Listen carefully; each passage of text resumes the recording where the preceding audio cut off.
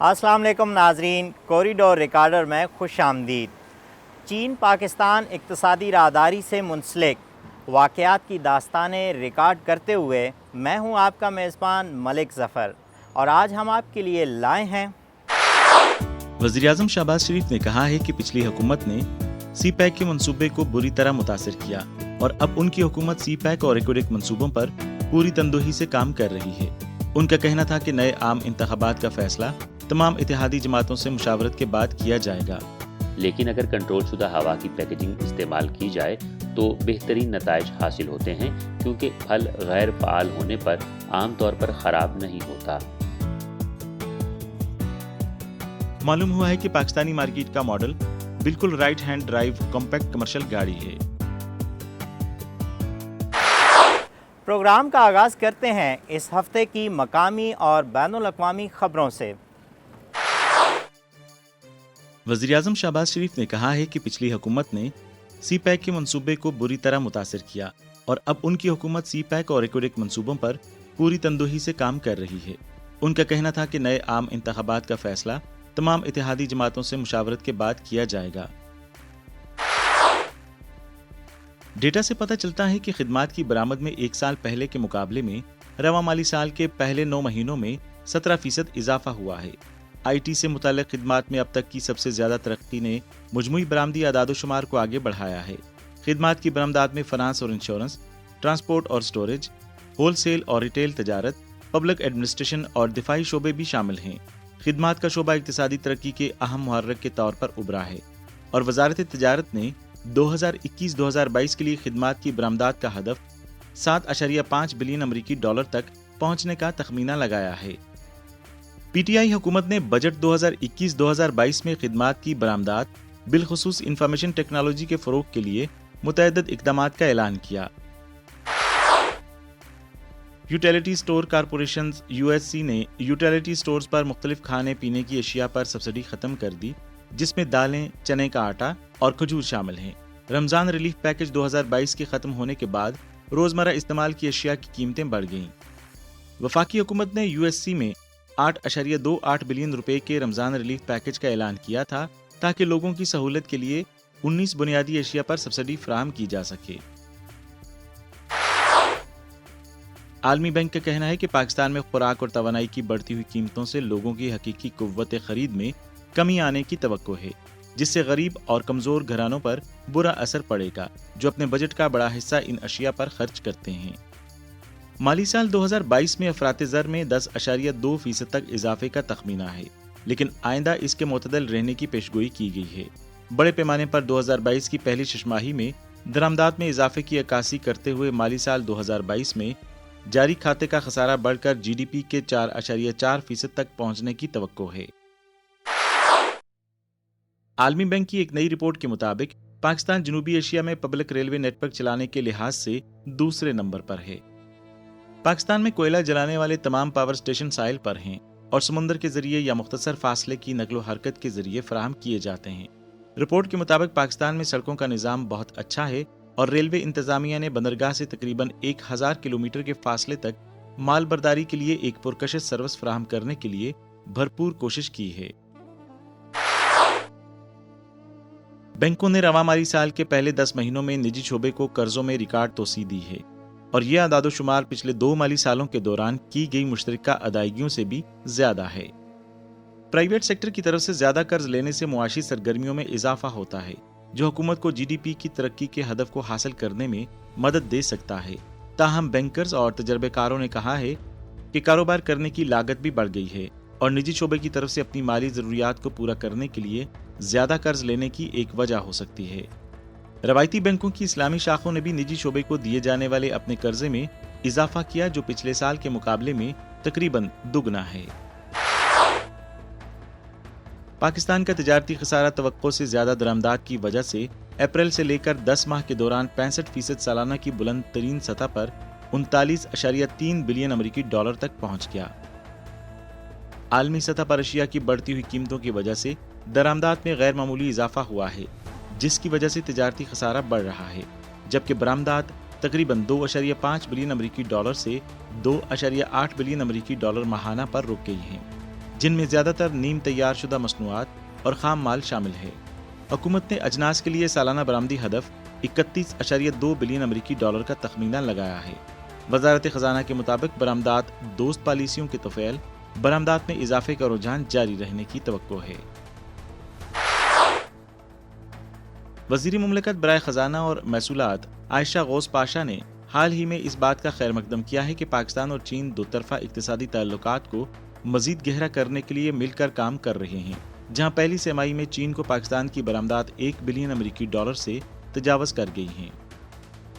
انہوں نے کہا کہ موجودہ حکومت کی ترجیح صنعتوں کو ترقی دینا ہے اور وہ برآمدات کے لیے پروڈکٹ پورٹ فولیو کو وسعت دینے کے لیے کچھ اقدامات کرنے کی خواہش مند ہے۔ انہوں نے مزید کہا کہ براہ راست غیر ملکی سرمایہ کاری کے نتیجے میں پورا ملک فائدہ اٹھائے گا، جس کا انحصار معاشی اور سیاسی استحکام پر ہے۔ دونوں ممالک کے درمیان بڑی مصنوعات کی تجارت سے ٹیکسٹائل، سمندری غذا اور زرعی مصنوعات میں سال بسال اضافہ ہوا ہے، جس سے پاکستان کی اقتصادی بحالی کو فروغ ملا ہے اور چین کو کی جانے والی اس کی برآمدات میں اضافہ ہوا ہے۔ وزیراعظم شہباز شریف نے ملک میں سٹاک اور قیمتوں کو مستحکم رکھنے کے لیے چینی کی برآمد پر پابندی لگا دی ہے۔ وزیراعظم نے چینی کی سمگلنگ کے خلاف سخت اقدامات کا حکم بھی دیا۔ انہوں نے چینی کی مصنوعی قلت پیدا کرنے والے ذخیرہ اندوزوں اور منافع خوروں کے خلاف سخت کارروائی کا حکم بھی دیا۔ ڈالر کے مقابلے میں روپے کی قدر میں کمی کا سلسلہ جاری ہے۔ بین الاقوامی کرنسی انٹر بینک مارکیٹ میں ڈالر کی قیمت 190 روپے کی بلند ترین سطح پر پہنچ گئی ہے۔ شرح مبادلہ میں اضافے نے معیشت کو ہلا کر رکھ دیا ہے۔ بنیادی طور پر درآمدات میں بے تحاشا اضافے اور برآمدات میں ترقی کی نسبتاً سست رفتار کی وجہ سے روپیہ اپنی قدر کھو رہا ہے۔ کرنسی ڈیلرز کا کہنا ہے کہ ڈالر کی زیادہ مانگ کرنسی مارکیٹ میں تیزی کے رجحان کی اہم وجہ ہے۔ سیاسی دباؤ اور کھینچا تانی کی وجہ سے حکومت ایندھن اور بجلی کی سبسڈی کو تبدیل کرنے سے قاصر دکھائی دیتی ہے، جو بین الاقوامی مالیاتی فنڈ کی طرف سے قرض کے پروگرام کو دوبارہ شروع کرنے کے بنیادی شرط ہے، اور اس نے سٹیک ہولڈرز کے اعتماد کو مزید کم کر دیا ہے۔ National electric power regulatory authority NEPRA نے منگل کو بجلی کے بنیادی ٹیرف میں 57 پیسے فی یونٹ اضافے کی منظوری دے دی، جس کا اطلاق 1 جون سے ہوگا، تاکہ 3 ماہ میں سابق وابٹا کی تقسیم کار کمپنیوں ڈسکوز کو 14.3 ارب روپے اضافی ریونیو فراہم کیا جا سکے۔ اس اضافے کی اجازت رواں مالی سال کی پہلی سہ-ماہی کے لیے سہ-ماہی ٹیرف ایڈجسٹمنٹ میکنزم کے تحت دی گئی تھی۔ کپاس کے پاکستانی ماہرین نے مقامی کپاس سے متعلقہ صنعتوں کی ترقی اور چین اور باقی دنیا کو دھاگے کی برآمدات پر اعتماد کا اظہار کیا، جو کہ کووڈ-19 کی وبا کے باوجود ہر سال بڑھ رہی ہے۔ ماہرین کا خیال ہے کہ کپاس کی فصل کا تحفظ کپاس کی پیداوار کے لیے ایک بڑا بحران ہے، جسے حکام کو سنجیدگی سے لینے کی ضرورت ہے، کیونکہ ہر سال کپاس کی فصل کی پیداوار کا تقریباً 20% کا نقصان ہو جاتا ہے۔ اس سال موسمیاتی تبدیلی اور شدید گرمی کی لہریں کپاس کی فصلوں کو متاثر کر رہی ہیں، لہٰذا وہ نئی اقسام بنانے کے لیے چینی کپاس اور پاکستانی کپاس کا استعمال کریں۔ جب شدید گرمی میں سبزیاں اور تازہ پھل اتارے جاتے ہیں تو انہیں ذخیرہ کرنے، نقل و حمل اور محفوظ کرنے میں کسانوں کو کئی مشکلات کا سامنا کرنا پڑتا ہے۔ آہستہ آہستہ پھل اور سبزیاں خراب ہوتے دیکھ کر سبھی بے بس دکھائی دیتے ہیں۔ اس مسئلے کو حل کرنے کے لیے ہم کسانوں کی مدد کیسے کر سکتے ہیں؟ پھلوں اور سبزیوں کے پودوں کی کاشت، پھل اور سبزیوں کو ذخیرہ کرنے اور ضمنی مصنوعات کی پروسیسنگ کے شعبے میں چین اور پاکستان کیا تعاون کر رہے ہیں؟ اسٹرابری کی فصل کی جو شیلف لائف ہے وہ بہت کم ہے، وہ جب تقریباً 2 سے 3 دن بعد یہ اگر توڑ دی جائے تو وہ خراب ہونا شروع ہو جاتی ہے۔ تو اس کے جو لمٹنگ فیکٹرز ہیں، اس میں سب سے پہلے یہ ہے کہ ہم کھیت میں پانی کا مناسب طریقہ کار نہیں ہوتا۔ اسٹرابری کی سر لائف دیکھا جائے تو ایسے ہی 1 سے 2 دن ہے، 1 2 یا زیادہ سے زیادہ 3 دن۔ ریڑھی کے اتنے بندہ اتنی دیر نہیں رکھ سکتا، اج لے کے آئے ہیں صبح تک رہ سکتی ہے بس۔ پاکستان کو گزشتہ 2 ماہ سے شدید گرمی کا سامنا ہے۔ نسبتاً معتدل درجہ حرارت والے کئی علاقوں میں اپریل میں عموماً درجہ حرارت 45 ڈگری سینٹی گریڈ سے اوپر پہنچ جاتا ہے، جس سے مقامی لوگوں خصوصاً پھل پیدا کرنے والوں اور بیچنے والوں کی زندگی متاثر ہوتی ہے۔ پاکستان میں پھلوں کو محفوظ کرنے کے طریقے کیا ہیں اور اس کے اثرات کیا ہیں؟ जी जो पैकिंग है इधर देसी तरीके से ही हो रही है, कोई एयर कंडीशन व्हीकल्स नहीं है जिनमें ये ट्रांसपोर्ट हो रही है, उसकी वजह से इसकी जो एक्सपायरी है वो बहुत कम है। 1 से 2 दिन में अगर ये नहीं बिकेगी उधर पहुंच के तो ये ख़राब हो जाती है, उसमें इम्प्रूवमेंट की ज़रूरत है। तो इस वजह से जो है एक्सपायरी हमारी कम है। और टमाटर को अगर मुनासिब वक्त पे तोड़ा जाए तो ये आम दर्जा हरारत पे भी इसे 6-7 दिन कुछ नहीं होता। और मेरा ख्याल है कि 6-7 दिन में अब तो दुनिया बड़ी एडवांस हो चुकी है, तो अगर अच्छी मैनेजमेंट कर दी जाए तो 6-7 के अंदर यहाँ से पाकिस्तान से एक प्रोड्यूस हार्वेस्ट करके उसको चाइनीज़ मार्केट में बआसानी पहुँचाया जा सकता है। तो ये वैल्यू एडिशन तो वो तो एक लॉन्ग टर्म बात है ना कि इंडस्ट्री लगेगी, तो ये एक शॉर्ट टर्म स्टेप है। अगर हमारे एक्सपोर्टर जो हैं जो वेजिटेबल एक्सपोर्ट करते हैं और चाइनीज़ हमारे जो दोस्त हैं इस पे फोकस करें तो ये एक अच्छी अपॉर्चुनिटी है, इससे काश्तकार को भी फ़ायदा, अच्छी कीमत मिलेगी। ਇਹਦਾ ਜੀ ਅਸੀਂ ਇਹ ਕਰਦੇ ਹਾਂ ਭਾਈਜਾਨ, ਸਟ੍ਰਾਬੇਰੀ ਜਦੋਂ ਨਰਮ ਹੁੰਦੀ ਪਈ ਨਾ ਗਲਦੀ ਹੈ, ਅਸੀਂ ਬਰਫ਼ ਲਿਆ ਕੇ ਠੰਡਾ ਪਾਣੀ ਮਾਰਦੇ ਇਹਨੂੰ, ਕੋਈ ਸਟ੍ਰਾਬੇਰੀ ਜਿਹੜੇ ਬਰਫ਼ ਪਾਣੀ ਨਾਲ ਨਾ ਯੱਕ ਪਾਣੀ ਠੰਡੇ ਨਾਲ ਟੈਟ ਹੋ ਜਾਂਦੀ, ਫਿਰ ਉਹ ਗਲਦੀ नहीं है। पाकिस्तान में ठंडा पानी डालकर सब्जियों और फलों को ताज़ा रखने के तरीके में बेहतरी की गुंजाइश अभी बाकी है। ये नीचे से उबलता हुआ गर्म है, मैं बिल्कुल नहीं रह सकती। मेरी जिल्द देखें, इस पर तमाम झुर्रियां हैं, मैं रो रही हूँ। बहन चलो मेरी तरफ देखो, मेरी जिल्द साफ, चमकदार और नरम दिखती है ना? मेरे प्यारे भाई, क्या आप बता सकते हैं ये कैसे हो सकता है? फलों और सब्जियों को ज्यादा देर तक ताज़ा रखने और ट्रांजिट में खराब होने से होने वाले फुजले को कम करने के लिए हम क्या कर सकते हैं? हम चीन से क्या सीख सकते हैं? उसका फ्रूट को तोड़ते हैं तो जब वो 70% से ज़्यादा वो रेड हो जाए उस वक्त तोड़ें। फुली हार्वेस्ट जो फुली मेच्योर फ्रूट है उसको ना करें क्योंकि वो जल्दी गल सड़ जाता है। अरे ये है मेरा नया घर, ये छोटी खिड़कियां ड्राफ्ट ला सकती हैं, बहुत आरामदेह है ना? भाई आप ये कैसे कर सकते हैं? क्या मेरे पास वही होगा? चुनने के बाद फलों और सब्जियों की दर्जाबंदी की जाए और मुनासिब तरीके से पैक किया जाए। उसके बाद तोड़ने के बाद इसकी ग्रेडिंग करें, जो बड़े फ्रूट हैं वो लदा करें, छोटे लदा करें, दरमियाने लदा करें। उसकी पैकिंग जो है वो छोटे डब्बों में उसको पैक करें और डब्बे एक दूसरे के ऊपर ना रखें। उसमें अगर आपने तरसील करनी है, फ्रूट को मंडी में लेके जाना है तो जिस गाड़ी में कर रहे हैं उसमें शेल्व्स लगे हों ताकि वो इंडिविजुअल आपके डब्बे उसके अंदर हों और उसके ऊपर एक तो उनको शॉक ना हो, दूसरा वो एक डब्बे के नीचे डब्बा दबा ना जाए। जो होता है ना अच्छे म्यार की जो स्ट्रॉबेरी होती है उसमें जो होता है कि उसकी पैकिंग होती है पलसी की टोकरी, वो छोटी छोटी छड़ियाँ होती हैं, उसकी टोकरी बनी होती है, यहाँ पीछे पड़ी होती है, वो मैं आपको दिखा सकता हूँ। तो उसमें जो स्ट्रॉबेरी वो महंगी बिकती है, ये चीकू में जो सस्ती बिकती है। या वो प्लास्टिक बॉक्सेस वाली पैकिंग लें, उसमें ये होता है कि उसमें जो होती है क्वालिटी बड़ी अच्छी होती है और सारी स्ट्रॉबेरी जो है एक तरह की होगी। अब इसके अंदर ये बास्केट्स के अंदर ये होता है कि ऊपर अच्छी है, नीचे ज़रा हल्की होती है। अगर पैकिंग बेहतर कर लेंगे तो स्ट्रॉबेरी की क्वालिटी भी बेहतर आएगी।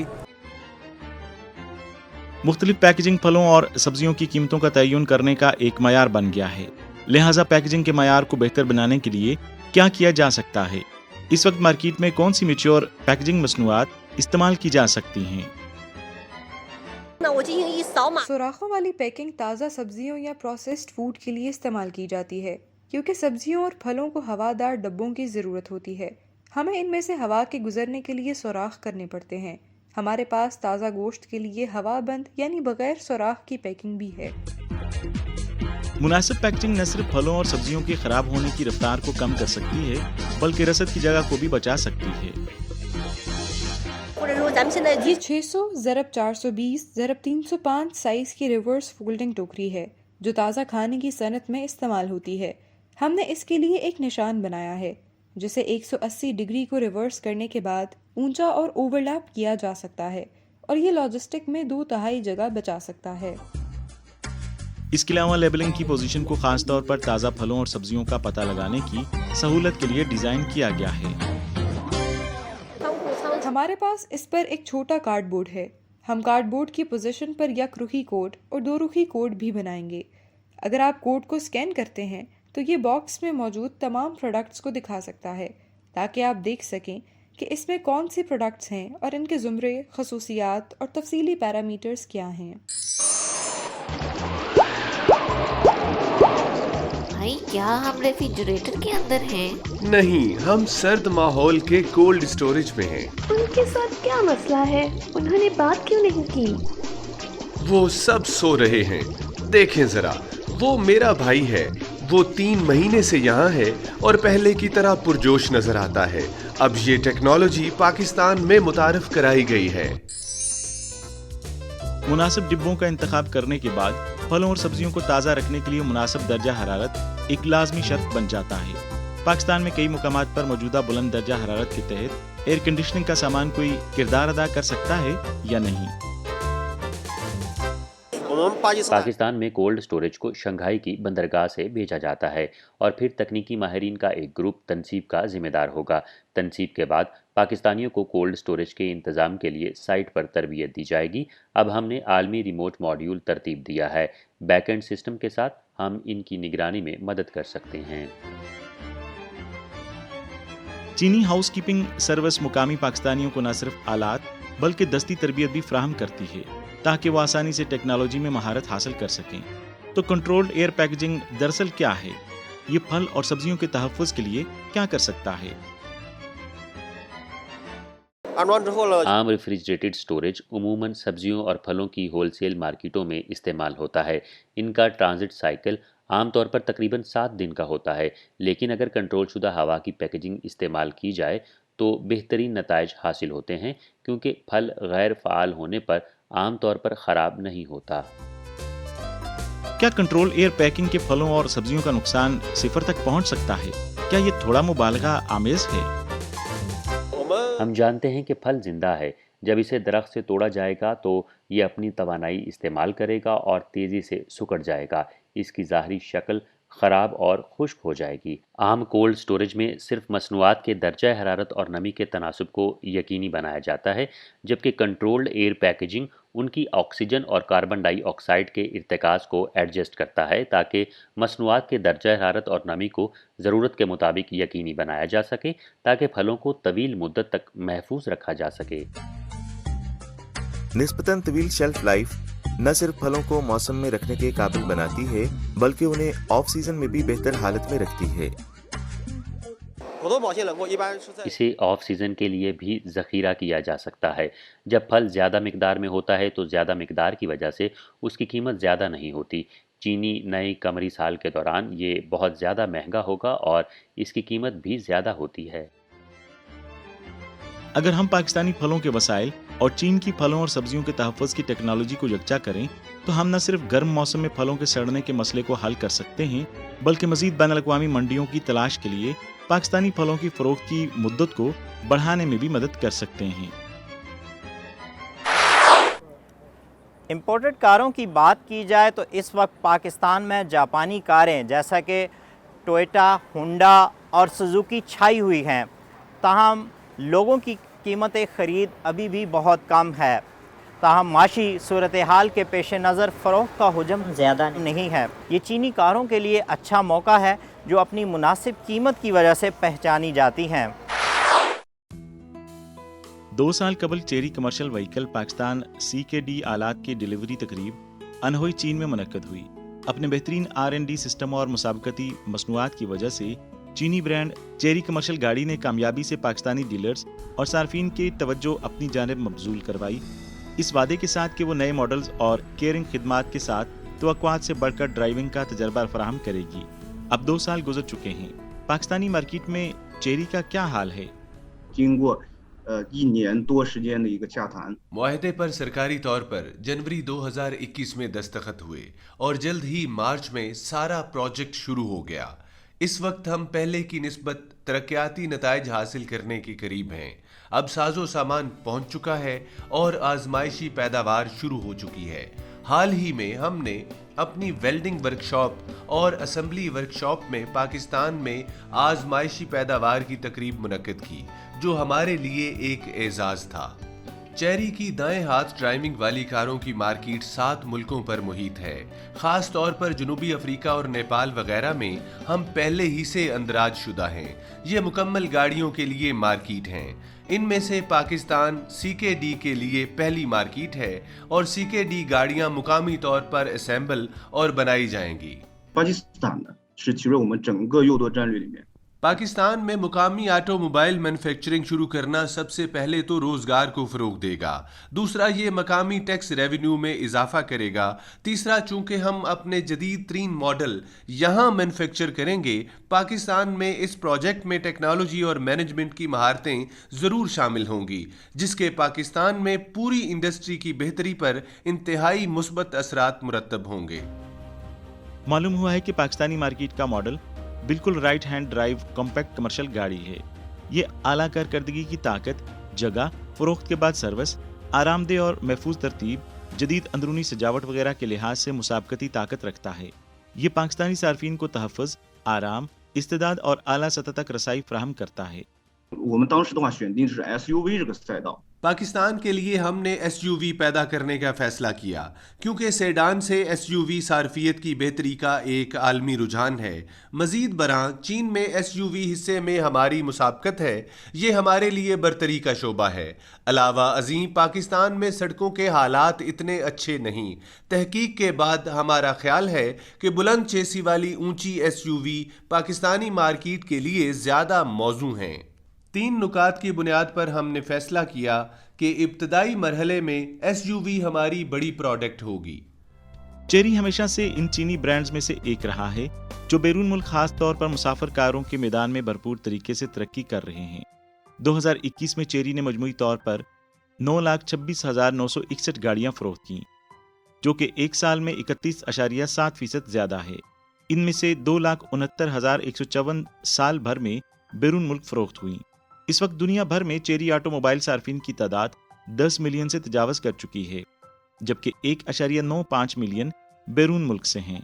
2019 के आखिर में हमने बहुत से कारखानों में तहकीक और पूरी मकामी सनत का एक सर्वे करते हुए अपने लिए मुमकिना शराकत दार तलाश करने शुरू किए। गंधारा निसान लिमिटेड पाकिस्तान में सबसे पुराना ऑटोमोबाइल मैन्युफैक्चरर होने की हैसियत से बहुत तजर्बाकार है और मार्केट में मारूफ है। मजीद बरां ये कमर्शियल गाड़ियों का सबसे बड़ा मकामी मैन्युफैक्चरर है। इसका प्रोडक्शन सिस्टम और क्वालिटी सिस्टम बशमूल कारखाने का सामान इब्तदाई मरहले में चेरी के तकाजे पूरे कर सकता है। इसलिए मौजूदा वसाइल की बुनियाद पर दोनों फरीक सारे प्रोजेक्ट को तेजी से आगे बढ़ाने के लिए जल्द ही बाहमी ताउन शुरू कर सकते हैं।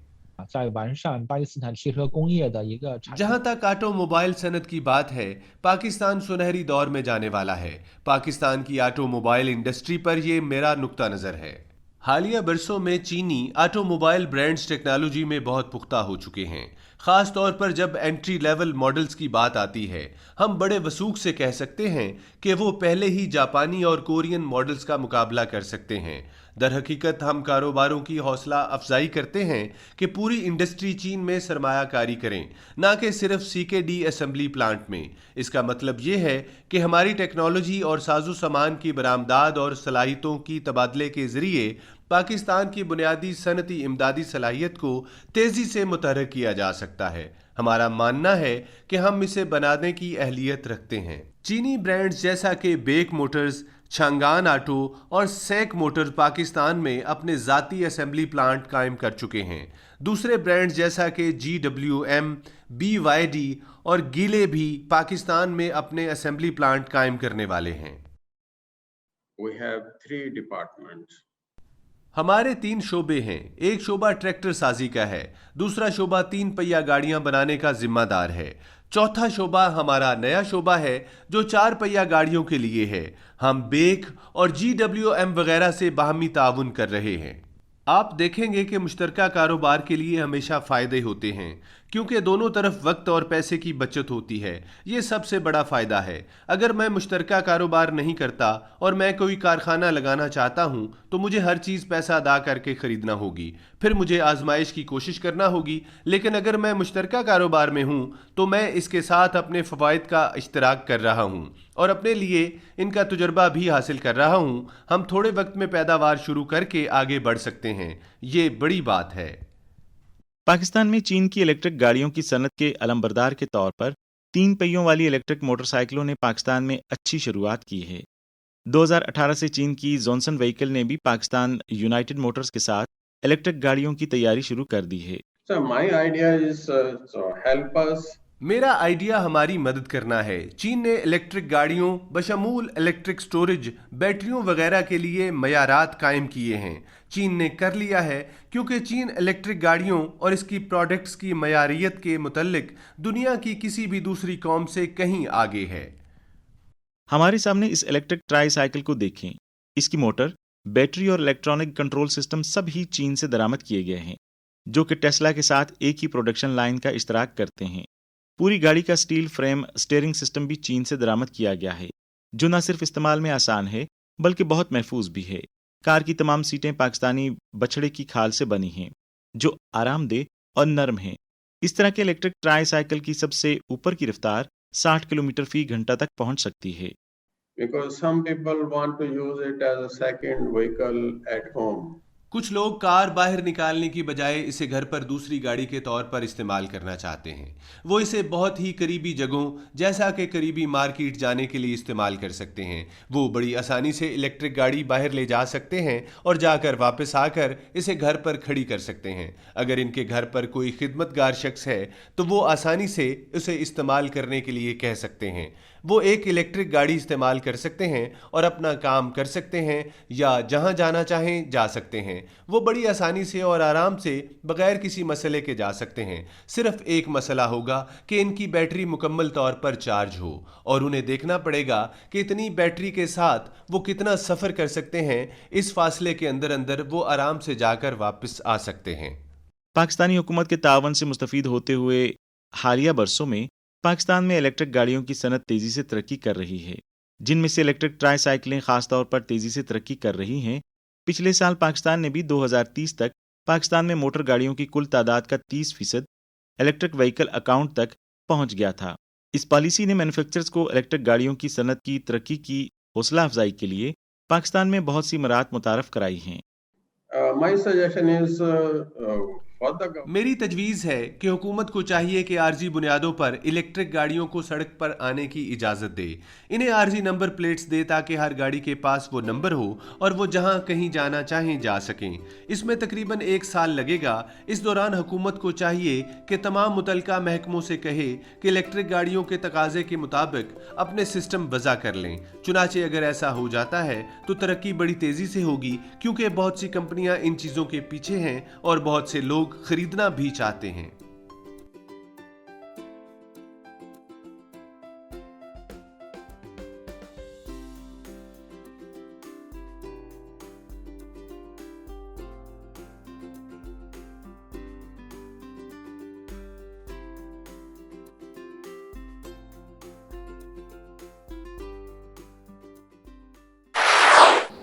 आज का कॉरिडोर रिकॉर्डर यहीं तक। बहुत शुक्रिया नाजरीन, मिलते हैं अगली बार।